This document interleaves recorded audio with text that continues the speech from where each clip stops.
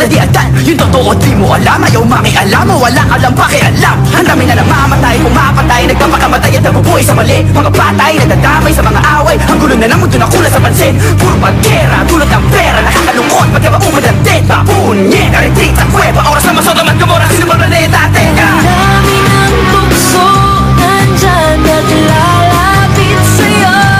Mga matang nakasunod, nakabantay, naglalakbay sa pagitan ng dilim at ng liwanag. Mapait ang katotohanan sa mundo, makasalanan. Paano kung wala ka bilang buhay? Paano nyo kami matutubos? Paano wala pa rin patunay at yun ay kasi wala naman talagang Diyos. Nakuha ko magpasamba, kung ayaw mo daw malalalanta. Pero ganun pa rin naman kahit magdasal ka. Di naman tutora ng miyo, mapagmahal siya. Nasa na ba kasi yung ebidensya? Mukha na takpan ng piring ang sistema. Mga pruweba ng primitibong siyensya. Mahirap tagapay na parating penitensya. Sintensya sa mga puso. Kontrolado utak kapag kakawak ang puso. Puno sa patungo ang relihiyon. Sa katapusan ba na mundo ko sa Panginoon? Bakit ganon? Dami ng tukso, nandyan naglalapit sa'yo.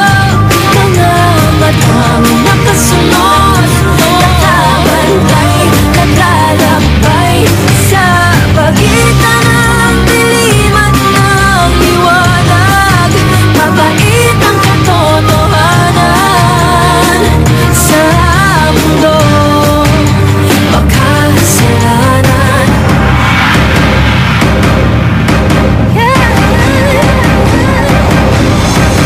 Minsan di natin nababatid ang kamalian ng lahat na siyang kahirap tanggapin. Kahit isa ang kinikilalang Diyos Ama, ang tanong, bakit yata parang dead na yung iba? Nasaan ang kaligtasan? Kapag naghiganti na si inakaligasan. Dilugyo tapos sunod sige inasan. Haligdig ka matayan sa kami nakabihas na. Sino ba dapat sisihin para sa kasamaan? Di mo nyo ba umalay ang pagpasyang may kapatawaran? May kaluluwa po ba talaga yung katawan o kataisip lang na mga